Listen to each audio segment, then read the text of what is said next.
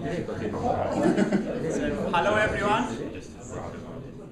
Thanks for coming in today's seminar surviving Your Viva. Our today's speakers are Professor Richard Paige, Director of the Enterprise Systems Research Group. He has tons of experience in Viva examinations.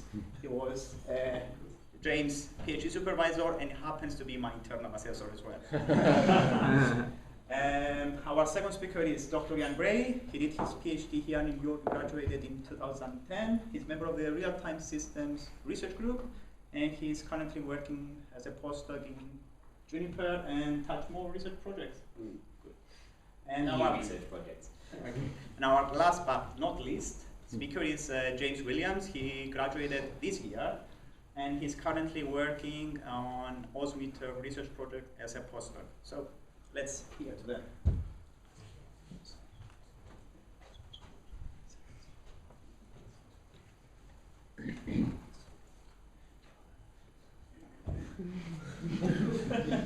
All right. Somebody suggested to me that I start off by saying, "You're doomed, you're all doomed." I'm going to give you the examiner's perspective on a Viva. What sort of things do we talk about when we're talking about you before the Viva? What do we do in the planning stage in preparation for the Viva? What happens during the Viva and what happens afterwards? A little bit of context though. Why am I qualified to tell you about this? I've supervised 15 students to completion in 2 countries, successful completion, all passed, they're all living, example. I've been an internal examiner or assessor 12 times. I've been external examiner 22 times. So 34 Vivas I've been part of. And this is probably the most interesting statistic for you. There have only been 2 failures in those 34 Vivas. And I'll tell you a bit more about that at the very end. One was experience as an internal examiner here, the other was as an external elsewhere. And I will not reveal where that was. Okay, so these are the things I'm going to talk about. How are examiners appointed? How do examiners prepare? What do examiners look for when they review a thesis and conduct the Viva? What goes on in this mysterious pre-Viva meeting? It's very secretive. What do we do? What types of questions will your examiners ask? What happens in the post-Viva meeting? Ooh, that's exciting as well. Why might theses fail and why might theses pass? So, appointment of examiners. You have 2 or 3, typically. One of them will probably be the internal assessor you've had all the way through your process. This is not always a hard and fast rule. Sometimes your internal assessor cannot conduct the Viva for you, but generally there will be at least one familiar face in the room, somebody who has asked questions of you before and will ask questions of you again. Your supervisor is then going to nominate 1 or 2 external examiners. This will normally be some expert in the field, a name that you probably recognize from the reading that you've done. The university, with quotes around this, prefers senior external examiners to graders or professors, but that is not a hard and fast rule. There are ways around that, but your supervisor should know, or somebody else should tell them how to get around that. You don't get to choose your own external examiner, but your supervisor will or should probably discuss candidates with you before you actually get to nomination. What often happens is your supervisor will casually walk by your desk one day and say, "This person, Bob, is really nice and is an expert in your field. What do you think?" And you say, "Well, that sounds interesting." You run off and you read up about Bob, and then you go back and say, "Yeah, actually Bob seems reasonable." How do examiners prepare for a Viva? Well, we read the thesis.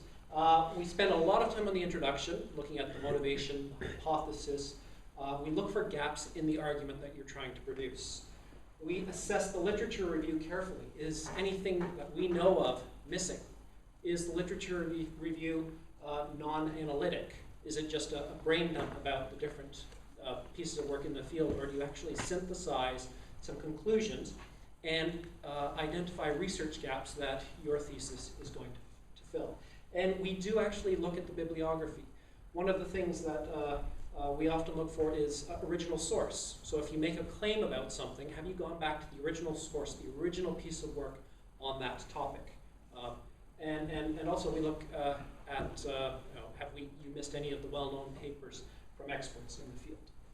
We then evaluate the technical contributions. Are they novel? Are they precisely described? Do they build on this literature? And do they link back to the motivation and hypothesis and the overall argument that you're trying to produce? We also read your papers. So if in the declaration at the beginning of your thesis you say, I've written these 4 or 5 papers, we actually look at that and see how it relates to what you present in the thesis. What else do we do? Well, we're expected to write a preliminary report. This is usually very, very short. It's about 1 page normally. And what we're trying to do here is just confirm that your thesis is of sufficient presentational quality to be examined. And we identify some key points, some big issues that we would like to discuss in the Viva, whether these are limitations in the thesis that we've identified or things that are confusing, points for clarification, just some getting started points that we would like to discuss. And that's all the preliminary report is about. What do we look for in our analysis of your thesis? These are all of the typical things that you'll see talked about everywhere. There are novel contributions. Is there a motivation for the research? So have you identified a gap or a set of gaps that needs to be addressed in some way? Do you understand the implications of your contributions in relationship to what everyone else has done? Is there a logical argument? Can you follow the deductive steps that you're making along the way? Is there some sort of evaluation? Is it feasible? A feasibility evaluation, proof of concept, some examples, some experiments, empirical study of some sort with some sort of appropriate methodology? And do you identify any limitations of the evaluation that you've done? Overall, is there evidence that it is really your own work and it's not your supervisor's work? So original contributions that come from you. There's always this pre-Viva meeting where your examiners cluster together, typically over coffee, and talk about you. What do we talk about? One of the boring things we talk about is the protocol for the Viva. How are we actually going to conduct it? Are we going to work through the thesis page by page by page by page by page? Or are we going to start off with some general questions and then move to the specifics? So how are we actually going to run the Viva?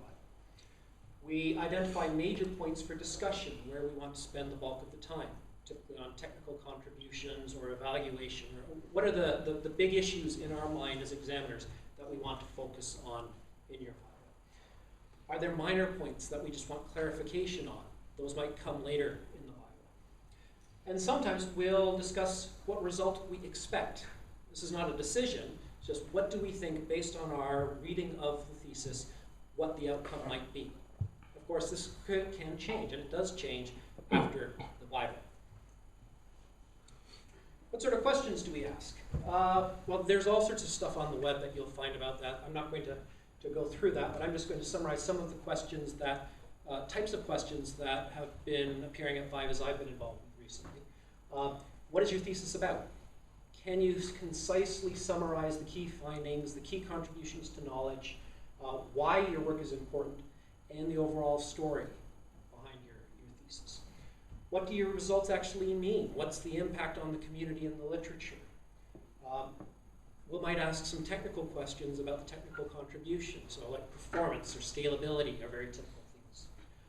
The experiments, the evaluation you've done, what are the limitations on that evaluation? How does contribution X, maybe it's made in the 3rd or 4th chapter of your thesis, relate to topic Y in the broader field, when topic Y may not be something you talk about in your thesis? So do you have a broad understanding of computer science or software engineering, whatever else? Other sorts of questions. Isn't contribution Y in chapter 4 of your thesis just a rephrasing of some other research result? And this isn't us just trying to be mean. This is get you to think about and express how your work relates to what other people have done.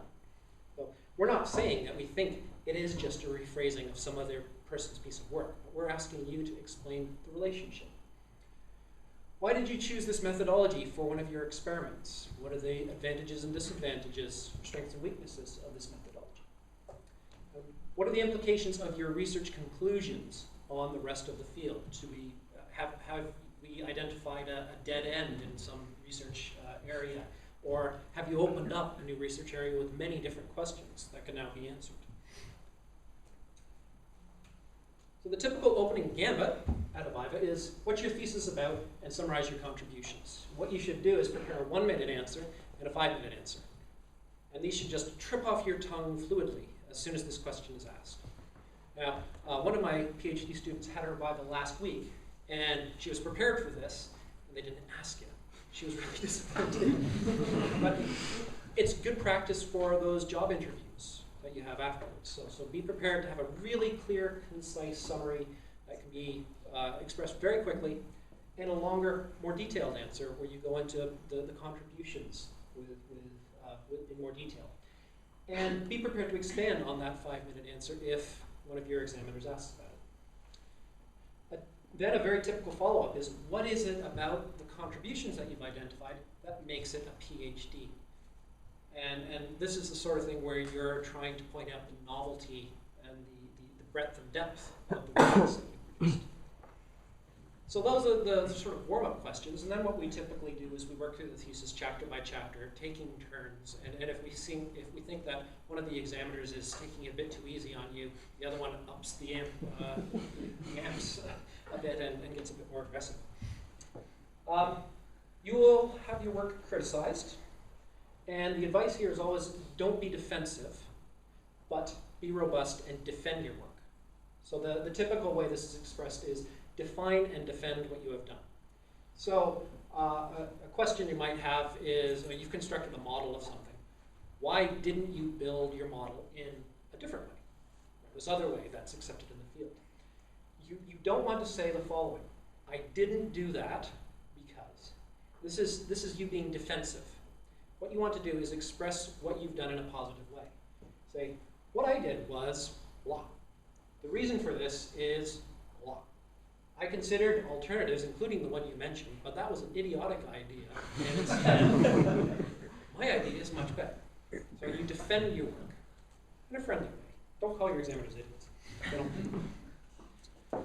So you'll get lots of questions, and the important thing here is make sure you listen to the question. The question may be in several parts, and it's fine to ask your examiners to slow down or break it up into chunks. Take your time as you're listening to them. Think about it.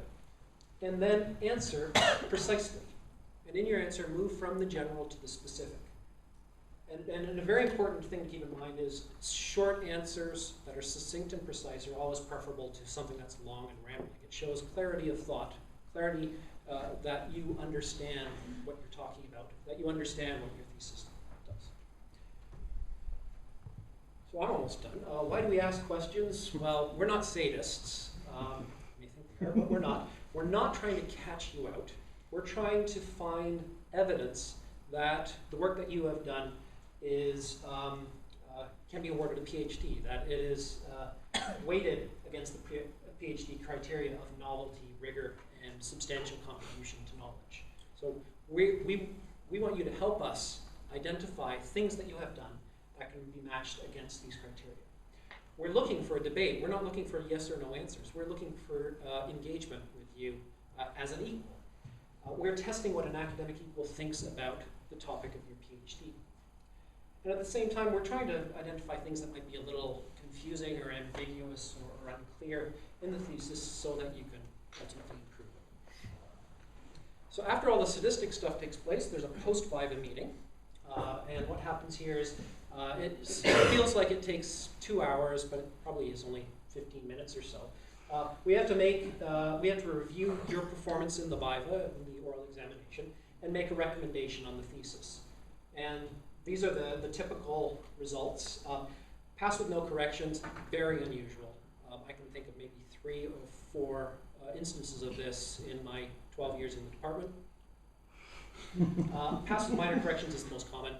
There you have about 3 months to make revisions and resubmit. Your internal assessor will check the results. You'll get a list of things that you need to do in order to satisfy the examiners. Referral, this is also not unusual. And here you have 12 months to revise. And again, you'll be given a list of corrections to make. These will normally be checked by the internal assessor, but the external examiner will also be involved too. And you'll notice there's this big gap between 3 months and 12 months. And very often, somebody has their thesis referred, not specifically because they think it will require 12 months to make changes, but because 3 months isn't enough. That sometimes happens. And then there's the things that we won't talk about. So the examiners take a few minutes to review how you did in the exam, write down some comments, make a decision. They may start drafting the final consolidated report. They have to write one report between them that you will receive that will tell you what you need to do to polish things off. So, what's my experience in going through 34 Vivas? In passing thesis looks like this. One that has a substantial and precisely described contribution that's related to the field through a thorough and analytic review. It's got a good motivation and a clearly described story. It's logical. It's got sensible evaluation. This doesn't necessarily mean you got to work on huge experiments on big systems. It's just something that's sensible and well justified according to the field that you work in. It's got some interesting suggestions for future work and probably some publications, one or more publications in places that make sense for the community you work. And always, the student has listened to the guidance from the supervisor. Very important. Now, I said I'd been involved with 2 failing Vivas. What happened? Well, the first one was I was internal examiner. It was a thesis submitted for a PhD and was ultimately awarded an MPhil. And it was awarded an MPhil in part because there was an insufficient contribution. There was nothing much of substance to the work, and the methodology was unjustified. So it was not big enough, deep enough, novel enough to be awarded a PhD. The failure was much more complicated. This was a dissertation that was originally referred, and at this university, the candidate had 2 years to make revisions. On the thesis being revised and returned, we judged that there was inadequate contribution, so it wasn't substantial enough. It was poorly presented. There was inadequate evaluation. There was no engagement with the review process, and supervisory advice was ignored. Basically, they did everything wrong. So don't do any of this, but do all of this. Okay. So thank you. I'll pass over to Ian and Jim, and I'm sure we'll take questions afterwards.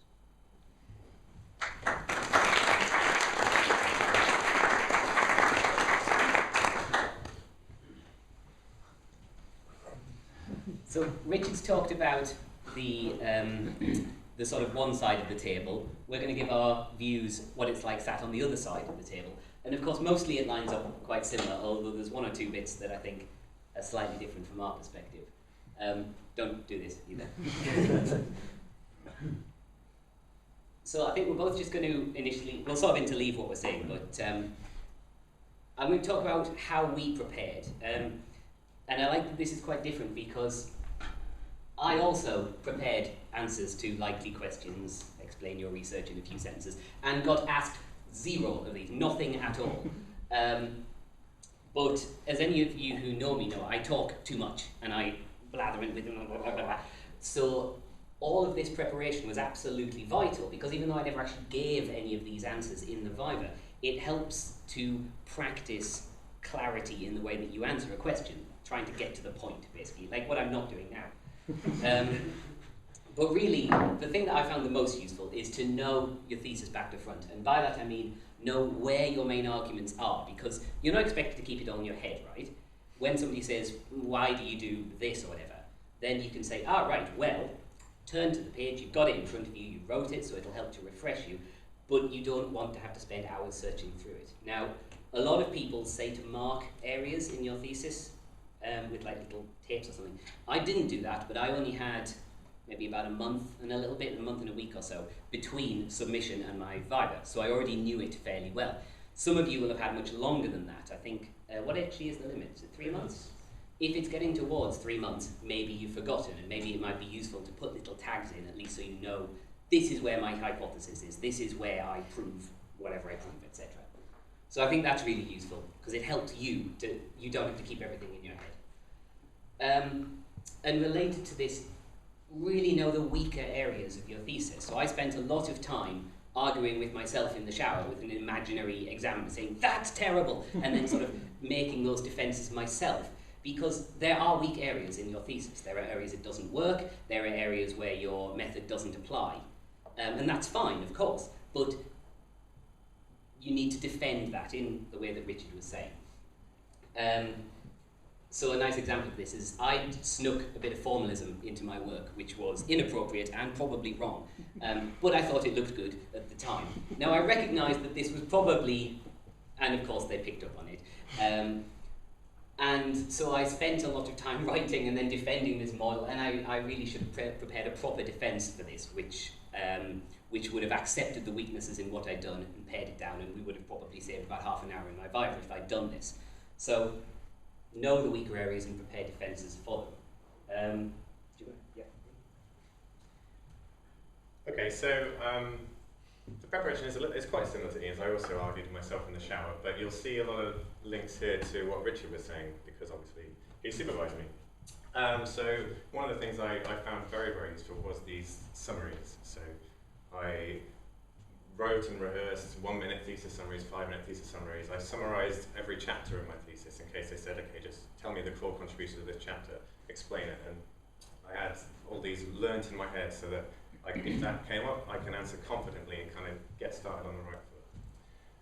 I did print my thesis. I didn't stick post-it notes in it, but I did annotate it with anything that I thought might be useful as I was going through. I thoroughly read through my thesis. I would, in the literature review chapter, if there was a study in there and I hadn't put all that much detail in, I might put some trigger keywords in the margins to remind myself if a question came up on that, to trigger off the memory that tells me, okay, that's how that paper is written, that's what the results were in that paper, if it wasn't in detail in my thesis itself. This is a very good website. I think we're going to share the slides, so obviously don't try and read that link. You can actually just Google that and you'll find this link. It's a researcher in Calgary, and he's got a list of around 30 or 40 or something nasty PhD Viva questions. And so I printed them off. I asked people to ask me them and practice doing that, and I found that really, really useful. And especially if you're doing it with someone who's also in a similar field to you, they'll tailor the questions towards you because they know your work, and it'll be a bit more like a real Viva. And also, I spoke to my supervisors, asked them what they might ask me. They don't have to answer, obviously, but they did, thankfully. Tried to find out what they thought were the weakest parts, so I could focus on them, work out, how, as Ian says, how best to defend them. And I also broke my arm 4 days before my Viva, which is really good preparation. Sympathy for it. Yeah. So yes, I was very stressed a few days before, and I was cycling home from town to do some Viva prep, and I ended up spending the whole night in the hospital. So yeah, don't recommend. So we're both just going to say how our Vivas actually went. Mine was about 3 hours long, with just myself and my internal and my external examiner. Now, I didn't know my external examiner, but I actually met him 2 weeks prior to my Viva at a conference. Now, this was really stressful. I had no idea who was going to be there, and this was just before my Viva, right? And I had a presentation to give, and I kind of not really put as much work into the preparation as I would do normally because I had other really important stuff to do. Got to the first coffee break at this conference, and he was there, recognised my name badge, and was like, oh, I'm Viving you in 2 weeks. So of course I spent the rest of that night until like 4 in the morning completely redoing my presentation to absolutely bang on about all the important points that were related to my thesis and everything. So that wasn't good, but at least it did mean that I knew who the people were, and I'd spoken to them and stuff, so that was okay. I then got asked a few initial starter questions, but as I said, there were none of the ones that we've been talking about previously. I'd mentioned aspect-oriented programming, which is, my thesis has nothing to do with that, but I happened to mention it at one point. And I got asked a question, how does aspect-oriented programming apply to the embedded systems domain? And I had absolutely no idea. Now, as it turned out, they're nervous too. They are still a little bit anxious and wanting to sort of break the ice. He isn't, but as we go back to the whole whether or not they're sadists thing or not. My examiners, they were trying to break the ice, trying to calm things down, and of course they asked a bit of a wonky question, which completely threw me. I was probably visibly panicked for the first 15 minutes. So I guess, there's going to be questions. They didn't care about the answer, of course, is the actual thing. It was a nonsense question, and afterwards they said, they don't care. They were just trying to break the ice. Try to remember that these things happen. And then we went through quite literally page by page. So we turned to page 1, and my intern would say, right, did you have any issues? And then go over there, and the other one would have any issues, turn to page 2. I had quite a long thesis, this took 3 hours. The sort of stuff that we were doing was exactly as you've been heard, so I won't go over that again, but where they've noted points, we go through clarification, justification, and general defense. Okay, so mine was a little bit shorter at 2 hours, and again it was me, the internal and the external. This I guess should actually be part of the preparation, but mine was an afternoon Viva, so mine was meant to start at 1 o'clock. So in the morning I tried to sleep a bit later than I would because I knew I wouldn't have got good quality sleep the night before. Tried to take the morning slowly, had a good breakfast, and didn't think about anything. I didn't go through all my notes, I didn't look at my thesis, just avoided it. Had lunch with my supervisor, not this one, he always goes away when I'm doing important things, my other supervisor, to get me worked up, psyched up for the event, and then the examiner got stuck on a train for 4 hours. So every half an hour I'd get a phone call saying, he's only 10 minutes away, he's only 10 minutes away, and then again, half an hour later, he's still not here. So I sat in the hub for a very, very long time, in a suit with a broken arm. Once it finally got there, he was exhausted already, but they gave him some time to get some coffee in him and some Lemsip because he had a bit of a flu. And they started me off nicely. So they did, unlike Richard's student from last week, they did the typical start question. And my internal was Jim Woodcock, and I don't know if any of you have also got him. He was very good. He seemed to be like a calming presence. He used that starter question well. I think I started it very croakily and nervously, but then he kind of, I don't know, he brought me into the Viva. It was good to have rehearsed that because it meant I could then go on confidently. I'd not failed the first question. And he focused on the big picture questions, the questions related to the introduction and the conclusion, the motivations, the gaps, and so on. Whereas the external focused more on technical detail in the core chapters. And we also went through page by page, where most of the internal and external had a chapter to each. Yep. So, go. Right.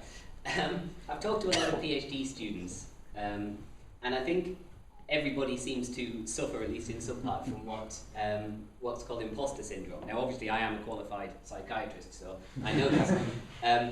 But Google appears to agree with me, right? Because imposter syndrome in academia is in there twice. And basically, imposter syndrome is the complete denial of the fact that you're actually any good at anything.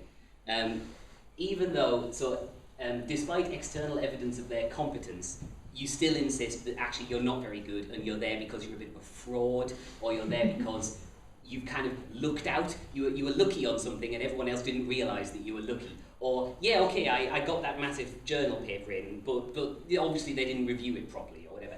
It's not true. We all think that. And if you need any further confidence about it, a quote from Albert Einstein, that the exaggerated esteem in which my life work is held makes me very ill at ease. I feel compelled to think of myself as an involuntary swindler. Now, I wouldn't have phrased it like that, but that is exactly how I would have described myself and how most of the people I've spoken to. Be aware of that. You probably are far, far, far better than you think you are. But obviously don't let it go to your head.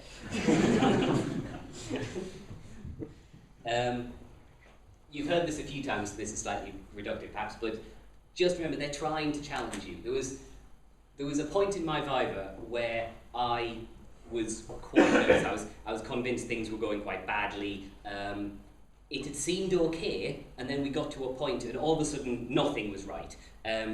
From this chapter onwards, there was problems with everything. There was really difficult questions. They'd realised my slightly rubbish formalism, and this wasn't good. I was getting more and more concerned. And of course, afterwards, it turns out, I spoke to my internal, Andy Wellings, good luck any of you. He decided that my external wasn't being hard enough, and so he wanted to, what was the quote? Feel like I'd had a good grilling. Well, thanks, I did. It sounds like Richard does similar, so be aware of that. Of course, he didn't find it worse, he just wanted to make sure that I was being properly pushed on these points. So it's good, but it's only good afterwards. And know when to argue. A lot of people, you hear sort of horror stories of the 8-9 hour Viva, because there are people who think you have to defend absolutely everything. And of course you don't. Some of your parts of your thesis are vital. Some of your parts of your argument must be defended. Other parts, no, you don't need to go as strong on some of them points. I think I probably strongly defended about half of the sort of main criticisms. Mind you, then again, I got major corrections, he didn't, so maybe you disagree. But you can't argue absolutely everything, because there will probably be mistakes, so that's okay. And research your external, because that'll give you a good indication of the sort of stuff you're probably going to get more grilling on. And everyone said use your supervisor, so yeah. To add to that, speak to people. Talk to people a lot. Speak to your people in your research group, speak to people in this room, speak to your family or friends. Try and explain your thesis to them. Get into a good practice of how to actually describe your work. Doing all the practicing answering questions from that website that I did was a very good way to learn how to talk about my work. And as Ian said earlier, try and turn it into a concise description of your work. I don't recommend breaking your arm, but it is a good way to get sympathy. Pavlov dog them when they ask you a difficult question. You go. Try and get a good night's sleep. It's very hard, but it's a tough day. It's a tiring day. Everyone I know has tried to go out for sort of drinks after their Viva, and by 9 o'clock they're absolutely shattered. It does take its toll on you. And take your time and be calm. If they ask you a difficult question, you don't need to just spit out an answer. You can stop, think, maybe make notes. They're not going to rush you or anything like that unless you take an absolute age. But you've got time, you don't need to panic. And this was a piece of advice by my second supervisor. She suggested that you try and turn it into a question-answer session, from a question-answer session into a discussion. It becomes much more interesting if you're leading a discussion rather than just answering single-sentence answers to their questions and then moving on. And you can use this to steer it into things you want to talk about. If they ask you a particular question, you give them an answer, and then you start talking about what you find interesting and try and get them interested in what you're doing. It becomes a chat, and that's you'll relax doing that. And if you've already practiced talking about it, it becomes just like you're chatting with your friends, and that will calm you, and they'll enjoy it. You'll enjoy it. It'll be much better. Some people have mock Vivas where they get their supervisor or some other PhD students to be the examiners. I was an examiner in a mock Viva, and I found that very useful to see what it's like on the other side. I didn't have one myself, but I know that people have spoke highly of them. As Ian's last slide, what was the statement? Know when to argue, yes. So a friend of mine who passed his Viva a few months ago, he went in really pumped up, ready to defend anything they said. And very early on, the examiner told him that he really liked his work, and he sort of would say, oh, I like this, but what about this? Why don't you do this? And this guy was like, no! It's this way, and this is why. And after sort of 15 minutes, he realized that he was being really aggressive, and that's totally the wrong way of doing it. And he had to take himself back and calm down and realize, actually, it is a chat. It's not it is a defense, but it's not an aggressive defense.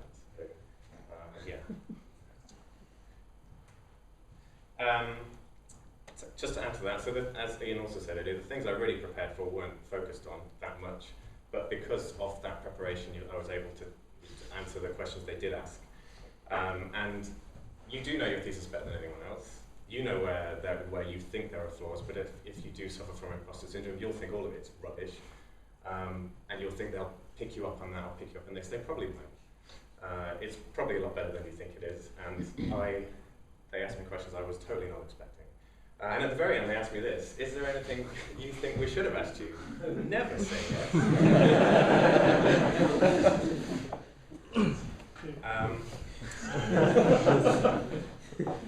Everyone tells you to enjoy it, you won't.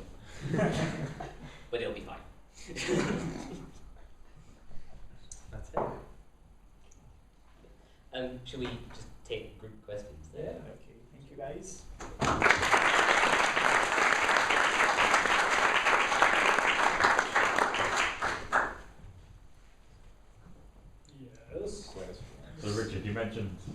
as part of kind of passing criteria, you said that students have listened to guidance from your supervisor. I'm not quite sure what you meant by that. Could you elaborate, please? Okay, so the question for those of you in the studio audience was to listen to guidance from your supervisor. And I think this is,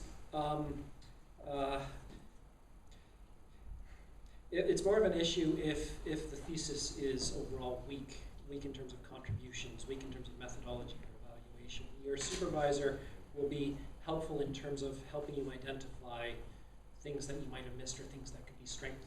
And you should acknowledge that advice, whether you reflect on that in the thesis itself or in the Viva. You should take it at face value rather than denying it.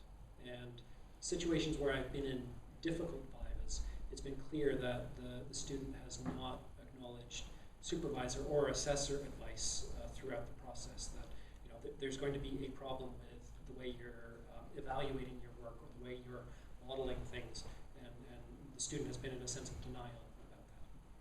Right. Can I quickly answer that? I think it's also good when you're writing the thesis to get drafts to your supervisor early. Try and get feedback as early as possible. I submitted on the very last day possible in my 4 years, which is great because you get sweets. But before that, I've made sure I got feedback. And if you leave it too late before asking them to proofread it, if they do spot something quite important, you're not going to have time to change it. So do try and write early, try and get feedback early, and that you'll hopefully avoid that. Any other questions?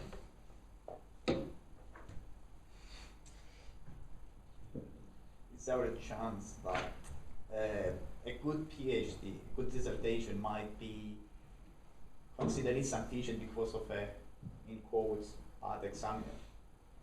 Okay, so the question was, could a good thesis be considered inadequate because of a problem with external examiner? It has been known to happen. It is extremely unlikely, and this is where you really need to make sure you need to take your supervisor's advice on choice of examiners, because there are political issues that exist in every field, and your supervisor should be aware of these and inform you about them, either implicitly by saying, no, we're not having that external examiner, God no, or by suggesting other examiners who they know will either be avoiding political issues in reviewing or are just friendly. But I'm not just mentioning bad examiner in the sense that they are political reasons, but personal expert, they might have different levels. What is different a good, expectations. yeah, different expectation of what is a good PhD and what is sufficient to get a award to the PhD. So for the supervisor or the internal examiner might be sufficient, but for the external examiner, could it be high, expect more? It could be, but extremely unlikely, probably even more unlikely than political concerns coming up in the Viva. Again, your supervisor should be aware of people who have unrealistic standards of what a UK 3-year PhD should be delivering. I think I know of no circumstances where that's happened, at least in my years at York.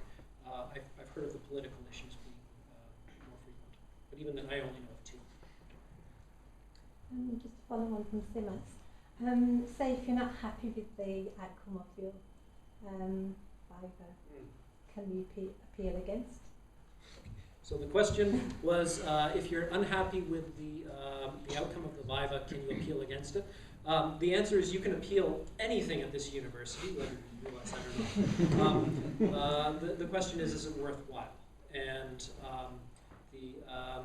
so there are various ways this can be handled. And again, take advice from supervisors and internal assessors on this, unless the internal assessor is the problem. But yes, you can appeal. You can appeal to the graduate school, to special cases, to the Office of Independent Adjudication, and I have had experience of these cases. Like the failure that I mentioned, they appealed, I don't know, to people beyond the Office of Independent Adjudication, as far as I can tell. But You have to understand the grounds for appeals. These are usually precisely described by the university. And our university describes it as that they have to be procedural complaints, Yes, not a case of academic judgment. Yes, you can't appeal against academic judgment. That's the case throughout the UK. But that's really negative. The question just came from what Seamus was saying. Yes, Otherwise, yes. I didn't really think of it. It is unusual Hopefully that it's it is not needed. happening. Yeah, thank you. So, difficult one, but judging the scale of your contribution, I mean, I've heard it said that the original contribution is, has to be smaller than you think it is. Certainly when you start. Yes. It doesn't have to be a Nobel Prize or anything, but yeah, how do you judge what the scale of your contribution is? So the question is, how do you judge, or how do examiners judge the scale of the contribution?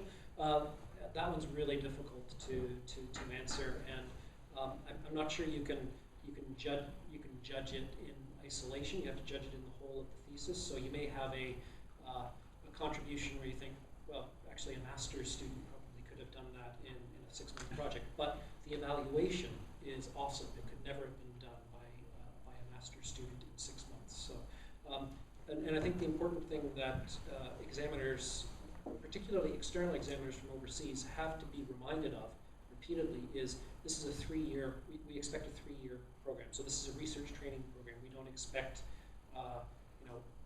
huge repeatable experiments that show scalable, high-performance solutions. So the examiners have to be realistic about what to expect. But I can't tell you how we judge that. We have to look at the whole thing and say, actually this is insubstantial for a PhD, or it's substantial enough when you take into account everything else that the thesis contains. Of course, the hope is that your supervisor has also correctly assessed that. I know that before my Viva, I'm sort of having similar sort of thoughts. Like, how do I know that this is enough? And you just have to trust that your supervisor who's suggesting that it is enough, you just have to trust that he's probably correct. They will have had far more experience than you, so you could assume that they're probably right. And it could be true that Viva is more defensible if you have less in it. So I had a chapter in my thesis which I should have deleted, and we spent ages in the Viva banging on about it because it wasn't very good. And I put it in because I thought, well, I've done this and it's kind of there and I can put it in, but it would have been better deleted. It would have been a stronger thesis. So, and I had to do a whole bunch of corrections in that section, whereas, delete would have been a much better correction. Yeah, just to piggyback off of that. So, in different countries, they have different expectations for what a PhD is. So when you have an external that is from somewhere that is not the UK, is that part of the pre-Viva meeting? Like you say, this is what we expect here? Yeah, so the question was, if you have an external examiner from outside of the UK, do you discuss the sort of expectations for a PhD beforehand? Yes, absolutely. And that, in fact, should be discussed between supervisor and external examiner in advance. And usually, my experience, externals always ask, so what are the measures of success? What do you expect? Who chose the examiners? Who chooses? So the question is, who chooses the examiners? It's normally your supervisor, possibly in consultation with others in the research group, and it's reasonable for your supervisor to discuss the nomination with you. You may think that, for example, the examiner may not have the range of experience in the particular field to give a good examination, and you may mention that to your supervisor. But you don't get a veto, you don't get to choose, but you can provide input into the decision-making process. In the case, if the research involves 2 different fields, for example, computer science and medicine, yes. So will they also choose an examiner from medicine? So the question is, if you've got some sort of interdisciplinary research project, can you have 2 examiners? I believe you probably can, but then you get into issues of who pays for the other examiners. If the supervisor, the examiner, do not fully understand Yeah. the background Yes. of the research, It's that an would issue. be a problem. Yes, For yes, it is. example, about the new imaging. Yeah. You're Yeah. talking something they don't understand. It's something that supervisors will have to handle in terms of identifying the right internal assessor and possibly more than one external examiner. It does come up. It does come up. Can you think of any cases recently? Not in our group.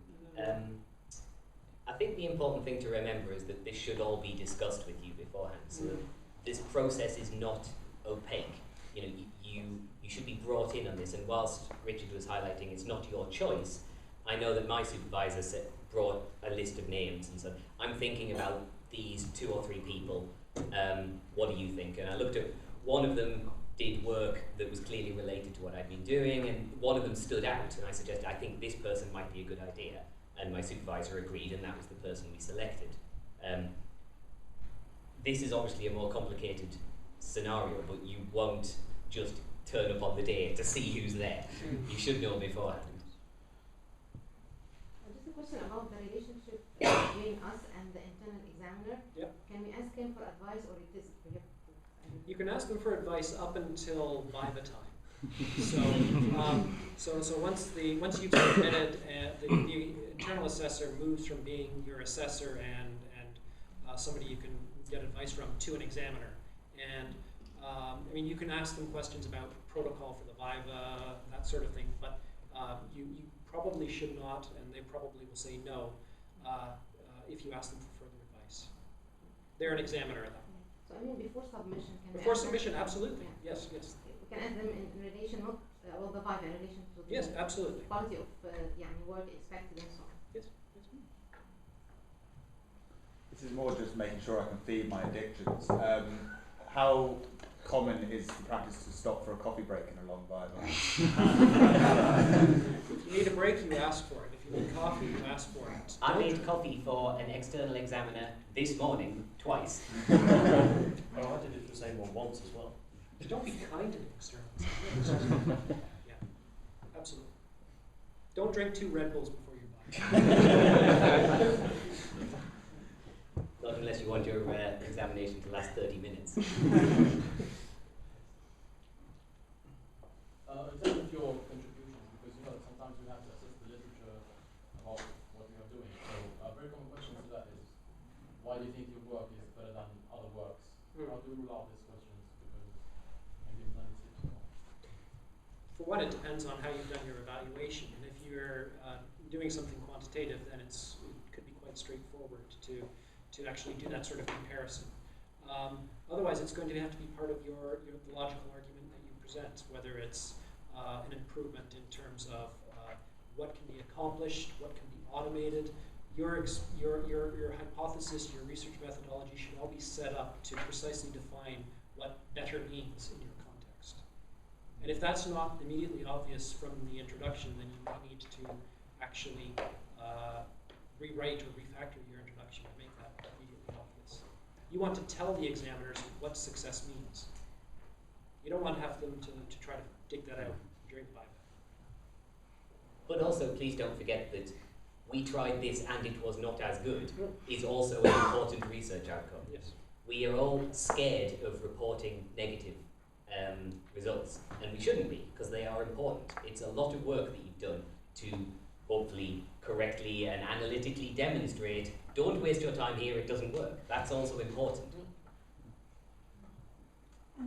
Say if the examiner asks a question and they phrase the question in technical terms that you don't understand, would it be fine to sort of ask them to rephrase it into simpler English? Yes, yes. If you don't understand the question, just it's fine to say, I'm sorry, I don't understand that. Could you express that in a different way? Absolutely. Jim was saying about turning it into a discussion, and I think that's how my Viva certainly felt. Obviously, at first it's terrifying, but it does become a discussion. It's not then sat there staring at you while they fire questions at you.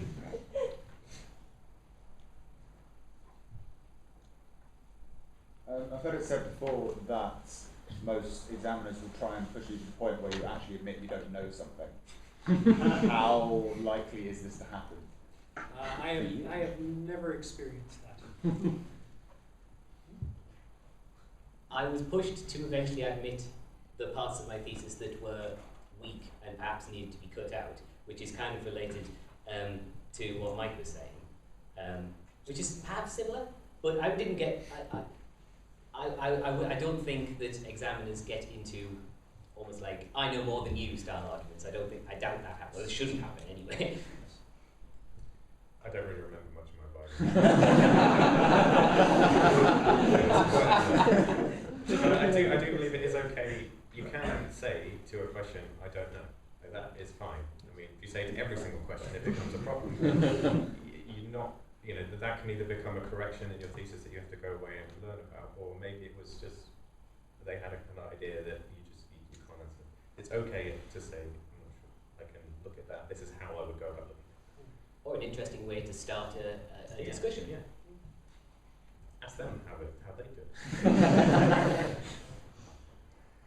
So Jim just answered my question. Okay. Great. Any more questions? Who's got their Viva before the end of the year? Good luck. Good luck. Okay, thank you.